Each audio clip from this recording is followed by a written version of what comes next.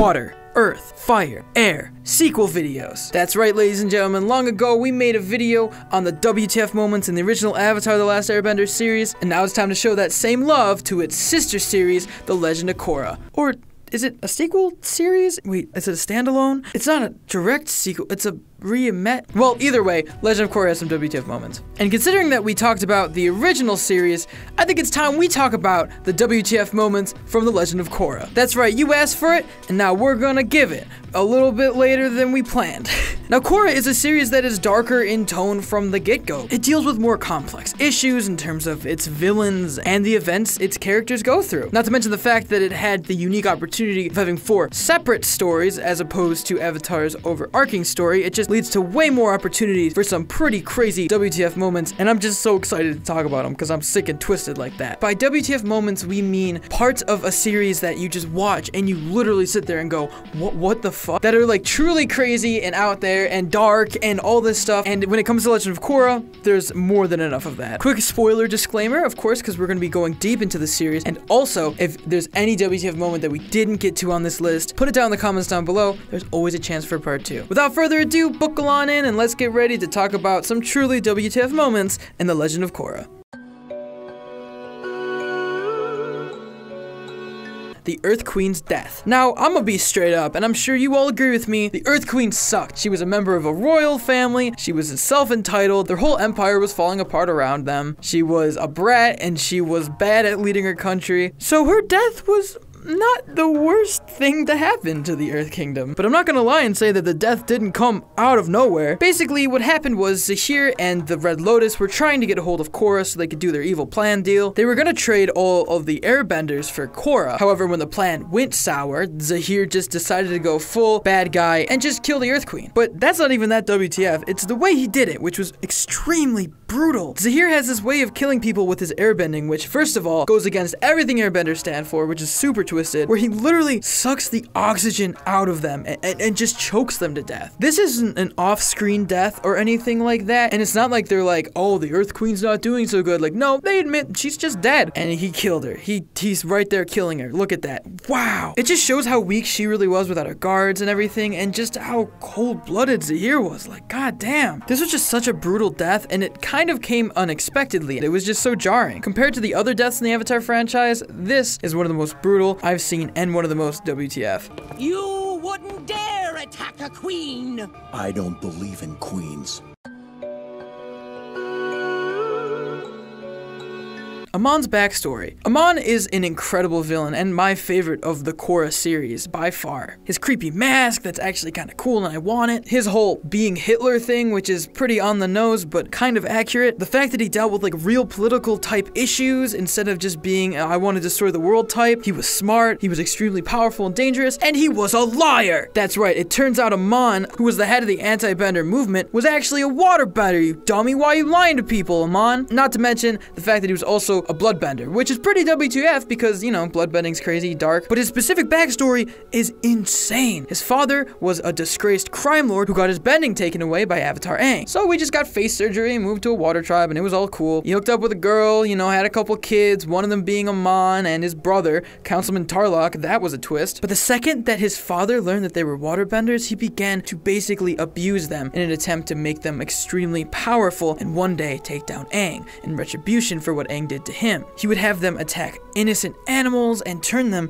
into these dead, cold-blooded, blood-bending killers, basically. One day, Amon finally snapped and used bloodbending on his own father, running away mysteriously until he came back as Amon all those years later. The fact that he was literally abused by his father to be a murderer and kill the Avatar is pretty crazy, but just to watch his backstory and how dark it truly got, not to mention the twist of him being a bender at all, is pretty WTF in my opinion. I mean, let's break this down. Cute kid in a water tribe learns to waterbend, mob boss dad teaches him how to bloodbend in an attempt to murder the Avatar, he runs away, and he comes back later as a terrorist. On paper alone, that is just what the fuck? And the story of abuse is painfully real. I mean, monsters are created by monsters. Plus he wore makeup under his mask, which was dumb. Oh, also, Amon's name comes from an actual Nazi. Yeah, he was named after a real Nazi. A Nazi that was apparently so evil that he freaked out the other Nazis. So, what more do you want from me?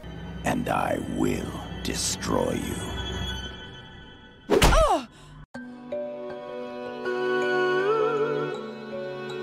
Plee's death. Now, out of all the Red Lotus, Plee is my least favorite just because she's so annoying. She's like weirdly tall, which is dope, but she's a combustion bender, a super breed of firebenders who can basically shoot explosions out of like a third eye. It's kind of explained weird, but that's basically they shoot explosions, which is insane. It's actually really terrifying. But because of her power and just how like aggravated she looked all the time, she would usually win in a fight, which as the audience, you want to see her lose. And boy oh boy, do we eventually see her lose. Towards the end of season 3, when the Red Lotus are in their final endgame battle against Korra and Team Avatar and Tenzin and everybody, Plee is actually in a fight with the Beifong sisters, back together again, and she's proving herself to be a pretty formidable foe, shooting explosions as she does. She's so tall. And you know, you kind of wonder, how are they gonna kill this person? I mean, she has combustion bending, she has a shield of explosions around her at all times, she's super fast and agile, she's fueled by chaos and rage, you know, like a teenager with explosion powers. And I swear to God, how she dies is so dark. She dies when she literally goes to shoot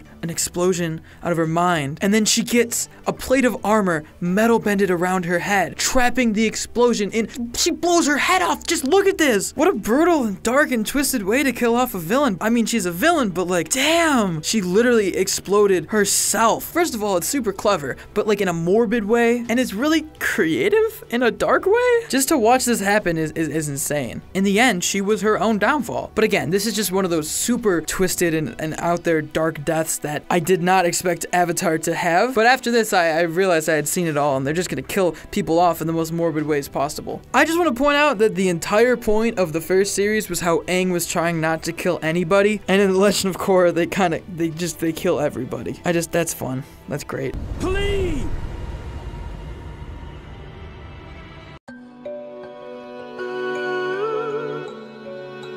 The plan of the Red Lotus. The Red Lotus are the villains of Season 3. They're a group of highly skilled benders, and Zahir, who I guess is a skilled bender at the start of Season 3 because he gained airbending, but uses it to be a bad guy instead of a nomad, which is dark. But the thing about the Red Lotus and Zahir specifically is that they seemed equal parts completely insane and sane. Their whole plan is to destroy all of the world leaders because the only way to have true freedom is to have chaos, and destroying order is the only way for everybody to be free. They're basically like a bunch of 4chan users who learned how to bend really good. And their plan involves killing the Avatar, like forever. Their motives are so realistic, and it dips its toes into the political aspect of the series and the world of Avatar. I mean, Zahir is a level-headed man. They're all level-headed. And you can't help but wonder if the Red Lotus were trying to do something for a good cause, or if Zahir just wanted to be, you know, a good airbender. What could they get done with their skills and their smarts? Because they're incredibly talented and smart people, it's just their logic that's flawed. They're probably the most WTF villains because they're just so weirdly realistic. It's something that you can actually see happening in the Avatar world and delves deep into the politics of the Four Nations. I mean, we're a far cry from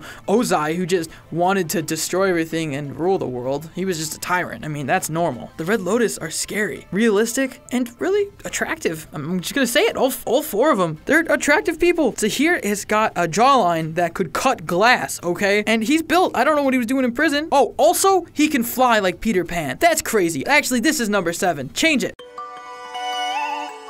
Why can he fly? That's so dumb. That's goofy. I get he learned some sort of trick because he's motivated, but no, that's so stupid. Why can't the Avatar fly? Korra sucks, man. Korra sucks. Every other bender is so much better than her. Like, he learned to fly and okay, moving on. Did he just fly? Guess he doesn't need a ride.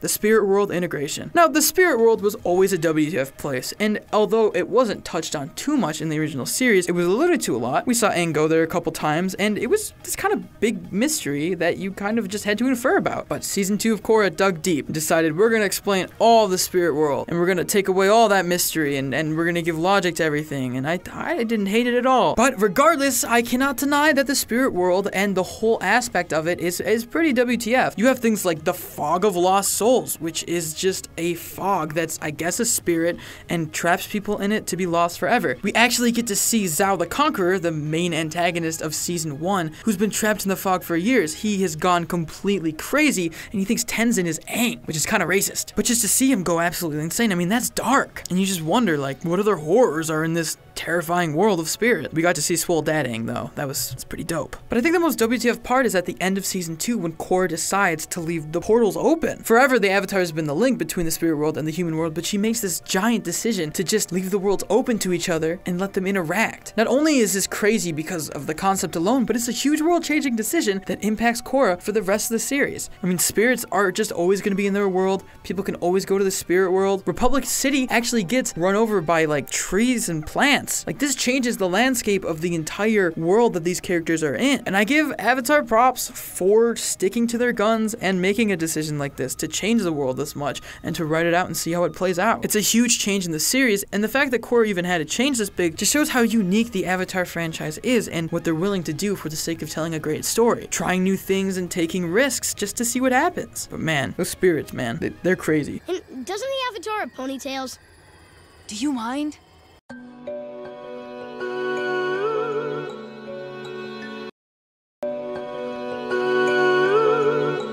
Korra losing all contact to the Avatar state. Season 2 is wild, man. A little backstory, the Avatar got its powers because it fused with the light spirit Rava, and in season 2, Rava just gets ripped out of Korra, just literally yoink, then proceeds to get bashed into a rock until she dies. We see Aang shatter, and all of her old past lives just shatter, like they're gone. It's so brutal. Then there's this moment where Korra realizes that she ultimately lost and that she will be the last Avatar. Super heavy, just considering the stakes of the situation. Now, I'm not gonna lie, Korra eventually gets back Rava by literally ripping it out of the Dark Avatar's heart. I don't know, it's just as brutal as how she lost it. But when it's all said and done, when it comes to her contact with her past lives, she just never gets that shit back. That's right, I'm gonna dive into this for a second. What the fuck? Korra just loses all contact to her past lives and is just gone forever? Literally, when she gets Rava back, she has this talk with Tenzin, and he's like, oh, so you got your past lives back? And she's like, I don't think I did. They're gone, homie. And Tenzin's just like, okay, and then everyone's just like, okay, and they never touch on it again for the rest of the series. What? What? This sucks. I guess I get it, Korra lost something great here, but it's insane. This literally implies that when she gets reincarnated next, that next Avatar can only see Korra. They won't be able to see Aang or Kyoshi or any of the other Avatars. On top of that, Korra will never be able to communicate with any of her past lives because they're just lost forever, so she loses all that wisdom. And the whole point of the Avatar state, which is the combined knowledge of all of the past Avatars, basically is nothing now because there's no past wisdom to call upon. So it's just kind of Korra with glowing eyes. This is such a crazy change to the lore and to the character, and I don't know why they brush it off so easily. I also personally feel like this is super unsatisfying, and I get that it doesn't have to be a perfect happy ending, but that was the coolest part of the Avatars, that they got to talk to their past lives in a way. It felt like Aang was still alive. We all yelped in season 1 when she was like, go away, Tenzin, and Swole Dad Aang was like, I'm not Tenzin, I'm fucking Aang, and I'm gonna give you everything back because I'm the best. That was such a satisfying moment, and just to think that she's never gonna be able to talk to Aang or any of them again is crazy to me. I think that link is gone forever. The final battle of Book 2. I've always prided Avatar in being grounded in reality. Since the beginning pitch Bible, they stated for a fact that bending is not magic. It's grounded in reality. There's an art form to it. But the final battle of Book 2 just gets straight up anime goofy. Literally. The entire concept of the Dark Avatar is pretty what the fuck. I get the whole thing of yin and yang. There's a light spirit, so there's gotta be a dark spirit. But I mean, it's just kind of goofy to see this guy be like, I'm the Dark Avatar, blah blah blah. After losing Rava, Korra goes to the giant tree of time to try to reconnect with herself and find old memories, along with learning a new skill, which is turning into a giant blue spirit Korra, where they have a giant anime battle in the bay of Republic City. The Dark Avatar and giant spirit Korra. Now, I want my tone to come off right here. This was a super dope fight, and a great conclusion to the season. I mean, I was on the edge of my seat. But just looking at this scene, I mean, how is this not what the fuck? Korra is like 72 feet tall and blue. They literally get saved by Jinora. Jinora, the little girl! And Korra rips Rava out of the Dark Avatar like his heart, like I said earlier. Like, I'm still on that shit. That shit's still crazy to me. I'm not saying it's bad in any way. I'm not trying to trash Book 2. I'm just saying, it just feels different from everything else Avatar has done. This weird sort of moment in time when they weren't afraid to just go completely crazy with it. Korra's back! And she's a blue giant! Korra Alone. This is one of the darkest and realest episodes of the entire series, following Korra as she suffers from real-life PTSD after the events of Season 3's finale. After being poisoned at the end of Season 3, which we'll talk about later, don't worry, we'll get to that, Korra struggles to regain her strength and find herself after feeling like a complete failure. She goes on this journey of self-discovery, which takes 3 years. That's right, this one episode is a 3-year time skip. That is a huge time skip in general, and just for the show to do that, that's so Avatar. I pride them on that. Korra is haunted by this terrifying, creepy version of her old self in the Avatar state, something she can't even get to anymore. I mean, this creepy nightmare ghost Korra that follows her around alone is really WTF. The way it moves and just slings around, it's terrifying. But in reality, it's just a nightmarish visualization of the real PTSD that she's actually recovering from. I mean, to have a character deal with something as real as PTSD is super brave and dark, but at the same time, they did it super well. Now, characters in fantasy shows go through a lot, and they really never talk about that side of it, like reeling back from the events of something super crazy. I mean, half of this stuff would pretty much scar anybody else, but Korra decided to touch on that, and in turn made Korra one of the most realistic protagonists that I have ever seen in a fantasy series. It's also not even completely solved by the end of the episode, which is true to real PTSD and mental problems like that. They don't get solved overnight. It's just incredibly real and gritty, and it's refreshing to see. A crazy man poisoned me, and now I can't dress myself, or cook for myself, or do anything for myself. Fate of Amon and Tarrlok. If you look at Season 1 of The Legend of Korra, you've got basically 2 antagonists, okay? Councilman Tarrlok, who is a sleazy councilman trying to take control of the city, and he's just basically doing everything wrong as a councilman, and Amon, who's a terrorist, Hitler, Nazi person. By the end of the season, we finally learn what makes these 2 monsters tick. These people that we've grimaced at all season, that every time they talked, we're like, shut up, I want to punch you, and we suddenly realize why they are the way they are. Their abusive father, their dark past. Tarrlok even gets a little bit of redemption when he's in the cage and he admits to actually becoming what his father wanted him to inadvertently. By the end of the season, Korra wins, and Amon and Tarrlok both escape on a boat, where we get one of the darkest moments I've ever seen in like anything ever. As they sail off, they plan their new lives, much like their father did when he was banished from a public city and escaped. Amon accepts his old name, Noatok, and they have this talk about going back to the good old days. But Tarrlok knows that it can't happen like that, and he electrocutes the gas tank, blowing up the boat and killing them both.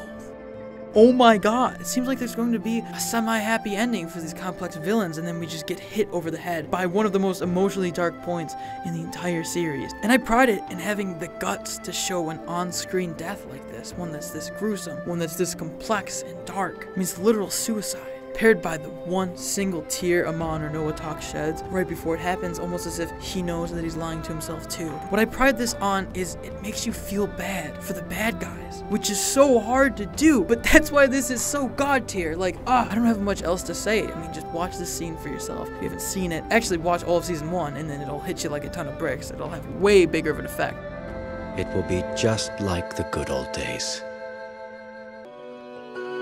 Korra's Poisoning. How are you supposed to kill the Avatar? They're literally the Avatar. They get reborn all the time. They can bend all 4 elements. They can connect to their past lives, and they have all their skills. Plus, they have Rava's spirit energy, the power of light. I mean, Korra could never die. She's basically immortal. Oh, they captured her? Oh, they tied her up? Oh, they have this complex, sadistic, and realistic plan that actually makes sense in the context and lore, almost as if they meticulously thought out a way to perfectly kill the Avatar that would make sense and still make sense in the world and the lore that they live in. Wow! That's right, at the end of Season 3, the Red Lotus's plan finally comes into fruition, with them about to kill the Avatar. Their plan is simple. Tie her up, get Mercury, which they will bend into her body, which will poison her human body, triggering the Avatar state in an attempt to try to save her dying self, and then they'll just kill her when she's vulnerable in the Avatar state, and the Avatar will be gone forever and never come back. Yep, that's fucked. Now, on paper, this is pretty WTF, but just to watch this unfold is terrifying. Korra, tied up and helpless, completely unable to do anything. If she tries to go into the Avatar state, they can just kill her, which is their plan from the start. Watching the poison sink into her, the facial expression she has alone is nightmare fuel. She starts to hallucinate because she's literally like dying. She sees Zahir as Amon, which is like a scary callback. It doesn't help that they killed her in like the most uncomfortable way. Like they literally poisoned her, and it's like watching it sink into her skin is terrifying. Not to mention the fact that then you have to proceed to watch her die slowly and struggle to try to stop the Avatar state from kicking in. It's so dark, guys. This is gruesome. Korra breaks out in the Avatar state because it's the Avatar state and they pretty much underestimated it. That's on them. We get this fight, but ultimately Korra cannot fight the poison forever, and even though the Avatar state is out and kicking, Korra is dying. Now she narrowly avoids death, defeats Zahir, and all that good Avatar stuff, happy ending, and they're able to bend the poison out of her. But the damage is done. We end season 3 with Korra in a wheelchair. She's so weak. She's been through such a horrible, traumatic experience from this, and she's not okay just because the poison's out. I mean, technically the poison's still in her. Like, it's not completely out yet. And season 3 ends on the Avatar incapacitated in a wheelchair, crying.